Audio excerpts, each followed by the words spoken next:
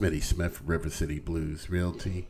And what I'm going to do is we're going to spend the next, I don't know, maybe 15, 20, 30 minutes just me sharing how to become a real estate agent in Virginia. And family, not so much a real estate agent, but more a successful real estate agent. Give me a moment. I'll just get a couple things set up for us here. Let's see here. If my system wants to play with me, then we will be up and running. Here we go. So again, family, goal here is to share a few, not just to become a real estate agent, but how to become a successful real estate agent. That's operating in this field that I absolutely love. I've loved it for the past 25 years, and just kind of want to share just an overview with you on what it took to become a real estate agent and what you can expect to go through to actually become a real estate agent. I think I've got everything set up for us now. It's kind of moving a bunch of different screens around to really get myself up and operational. So let's jump right into this, family. So becoming a realtor, why I became a realtor, just to kind of give you a little bit of insight into myself. Like most folks, I was working a career that I was happy with, but I just felt like I could do more, I could earn more. And I thought, real estate, it has the potential, not to promise, but it has the potential of making over $100,000 a year. And it did not require any college level courses. And I just can't stress that enough, family. Didn't have to spend 5-6 years in college and go into hundreds of $1,000s in debt for the potential to earn $100,000 a year in income. And, I found that to be very, very, very, what's the best word? Enticing. Okay. So one of the questions that I'm asked most often is, Smitty, what's it going to cost? What's it going to cost me to become a real estate agent? And as I always say, family, we got to kind of change that dynamic just a little bit, okay? Let's not think of how much am I going to have to spend, but family, how much am I going to have to invest? How much am I going to have to invest to become a successful real estate agent? And investing means, sure, I'm spending it, but I'm spending it with a purpose, with a plan of getting a bigger, better return. All right, family? So expect and invest $2,500 to $3,500 to become a Virginia licensed real estate agent. All right, $2,500 to $3,500, which is not a little bit of money, but it's not a lot of money when you think about the potential return you're going to get on that investment. And you know what, family? The other good thing is I don't even have to spend it all at once. I spend it as I go along. Okay, here, let me give you an example here. Your first investment is going to be $200 to $300. So again, your very first investment along the journey, along your road, become a Virginia licensed real estate agent, is expect to spend $200 to $300. And that is to take the Principles of Real Estate course. It is a required course. Principles of Real Estate is a 60-hour course required by the state of Virginia. And I can take that 60-hour course. I can do it in a classroom or I can do it in person. Now, if you're going to do it online, you really got to be disciplined. Smitty Smith, I am not disciplined enough to take a course online. I have to be in the classroom. Not only in the classroom, but as I always say, I got to sit up front. Okay, where I'm away from the distractions. I'm away from people. I'm away from people gossiping, people who aren't as committed as I am. I'm up front to get the information when it's fresh and hot, just like Krispy Kreme donuts, fresh and hot. Because, family, we're taking this course. We're on a mission. Now, if you are disciplined enough to do it online, you can do it in the comfort of your home. You can do it at different various times. It's so much more convenient to take it at home, but you got to be disciplined, okay? Because the information that's covered, you have to retain it. You have to absorb it. And you have to give it back to pass a test to finish your Principles of the Real Estate course. Again, there is a test upon completion of Principles of the Real Estate course, and you have to pass that test in order to sit for the Virginia exam. So again, let me make it clear. 60-hour Principles of the Real Estate course, which there is a test to complete. Upon completing that test, next I can sit for the Virginia licensing exam. Now, the Virginia licensing exam, upon passing the test, first have to register, all right, to take the exam, and that's going to cost me anywhere from $200 to $300. So again, I said we're spending money as we go along. We're not spending it all at once. So once I've paid that test, once I've paid for the exam, once I've registered for the exam, I can sit for the Virginia licensing exam. Now that exam is broken down into two pieces. There's the state and then there's the federal. Virginia, or the state portion, I have to get 70% of the questions correct. And on the federal, I have to get 75% of the questions correct. Let me stop right here a moment. If you have any questions, family, this is a live post, so please feel free to share your questions, and I'll do my best to answer them as we go along. So again, I have to pass the state and the federal to actually become a Virginia licensed real estate agent. Now, if I fail the section, no worries, family. If I fail both sections, it's no worries. I can always retake them, but it will cost me additional $60 for each time that I have to retake the Virginia licensing exam. But I don't have to take both sections. If I pass one section and fail the other, I only have to retake the section that I failed. I don't have to retake both. And again, I'll say it, I've said it before, and I'll say it again. Failing the exam is part of passing the exam. There's a lot of information thrown your way, and it's not everyday knowledge. It's not common sense knowledge. So family, we have to expect to learn some things, remember some things, and be able to, as we say, regurgitate some things on call. You know, we're in a giant room and we're taking this test on an exam. And, you know, and a lot of times it does come down to confidence, but sometimes we just learn things wrong. You know, there are many agents in our firm that have had to take the test multiple times. And I tell them it's okay. You just learn something wrong. And each time we get an opportunity to go back and relearn right what we learned wrong. So again, family, we're looking at a total investment of between $800 to $1,000 to become a Virginia licensed real estate agent. Again, it's not a little bit of money, but again, factor in the potential, not the promise, okay, but the potential of future income. Now let's go to section 2 because we've completed section 1. Congratulations. We've passed the Principles of Real Estate test. We registered and passed the Virginia licensing exam, both sections. And you know what? We're going to pay a $60 fee to become an agent. See how simple that is, family? Simple in words, but family, you're going to have to invest some serious time into preparing for it. So again, now we are a Virginia licensed real estate agent, okay? Now, our license is going to be issued in one of two ways. It's going to be either inactive or active, okay? Now, inactive means I am a Virginia licensed real estate agent, but I'm not actually allowed to transact real estate because I'm not a member of a Virginia licensed brokerage. So again, I am licensed and I have to maintain all the same educational requirements to stay licensed. We'll get into those educational requirements a little bit later on. But I am a Virginia licensed real estate agent, just not in a position where I can actually transact real estate. Now, if I want to go to active status, there, I actually have to join a real estate brokerage, or what we call associate with a Virginia licensed real estate brokerage, and such as River City Blues Realty.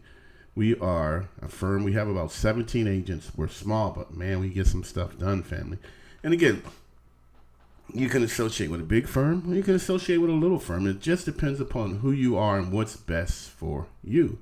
Now, I personally been with both a large firm and a small firm. When I was at a large firm, I got to be around a lot of successful agents, but it didn't necessarily transition to me becoming a successful agent. So when I went to a small firm, that's when I tended to get a little bit more one-on-one experience with the broker.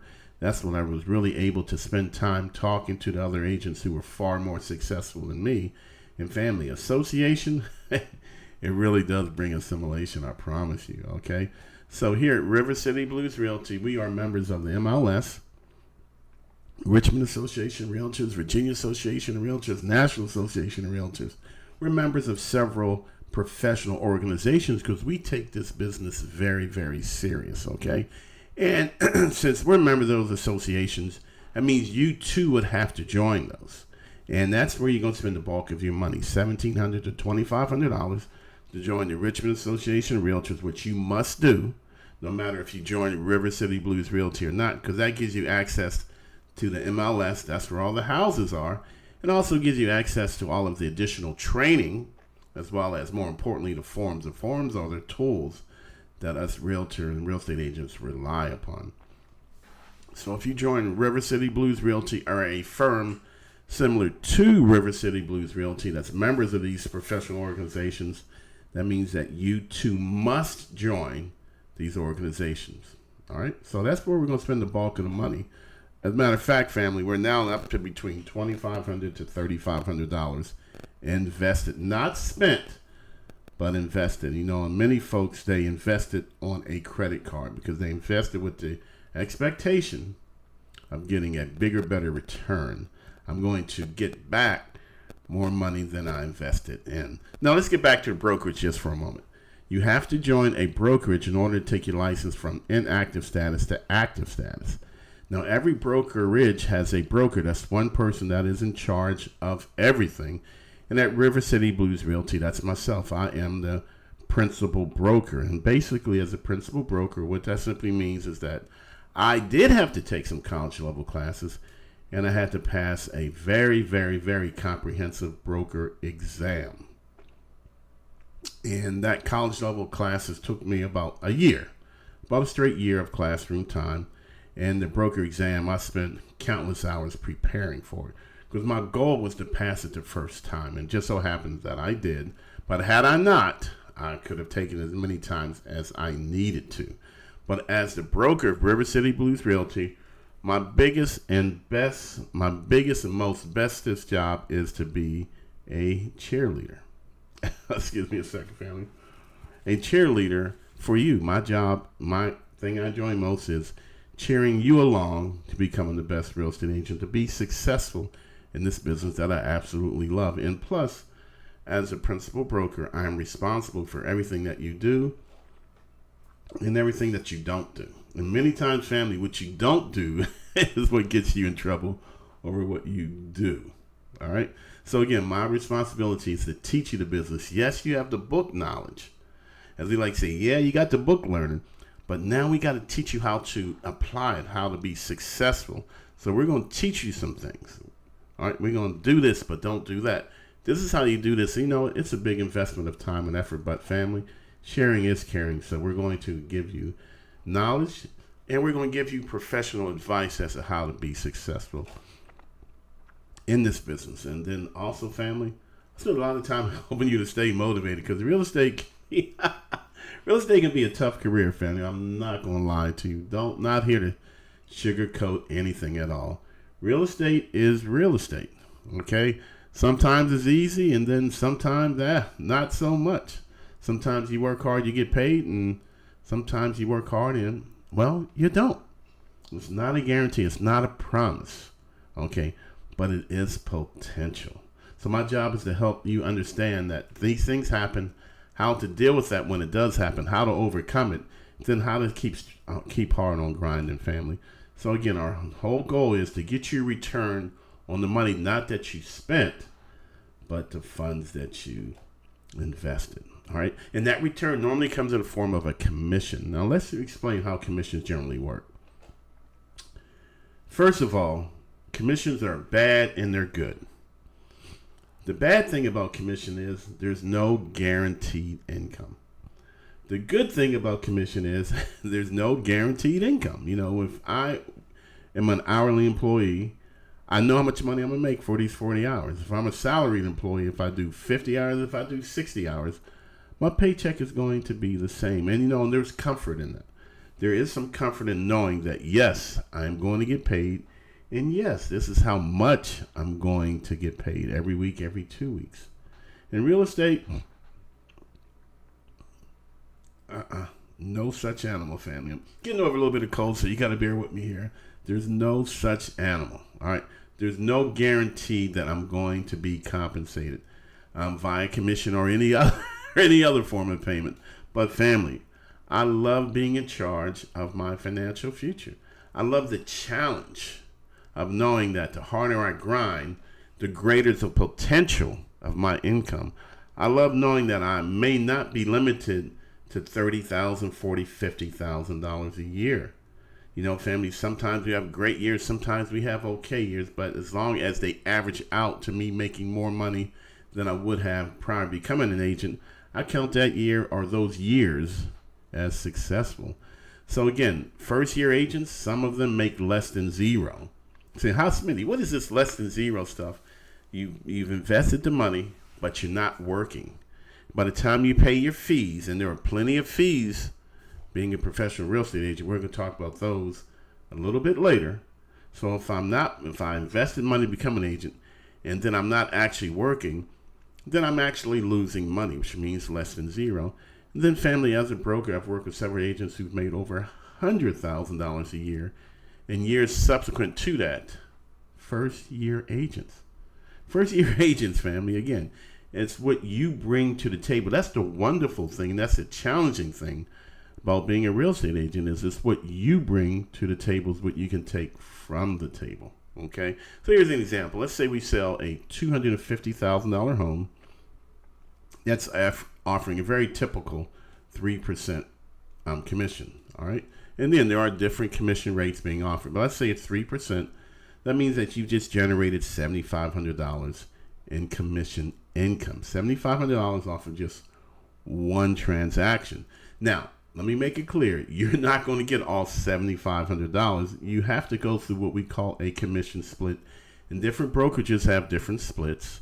So you know what you do? You talk to the broker and you see what they offer, what they give you, what they don't give you, what cheerleading is there, what cheerleading is not. I work with several new agents in business who get no support from the broker at all. It's just a matter of you get your license, okay, go out there and you make it happen for yourself. But that's just not the best way, family. It's best to work with a brokerage that's going to take the time to teach you how to be successful in real estate. Because the sooner you're successful, the sooner you start getting that return on your initial investment. So let's say you're on the 80-20 split. You keep 80% and your real estate brokerage will keep 20%.